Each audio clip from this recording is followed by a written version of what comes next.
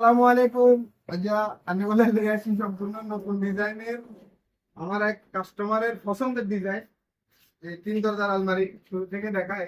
এটা হলো প্রথম দরজা, এটা হলো ভিতরের অবস্থান। এগুলো তো মনে করেন যাতে জানে খায় হেনে আর লোকাল। তো পরিবর্তনটা যেটা হয়েছে এটা হচ্ছে এটা চাবি করে এখানে আছে। হুম। এই যে মনে করেন এখানে একটা গুপ্ত গুপ্ত চেম্বার আছে সুরিল্লা, হ্যাঁ। ওরে বাবারে দাঁড়ান, এটা কেন, এই হলো গুপ্ত চেম্বার।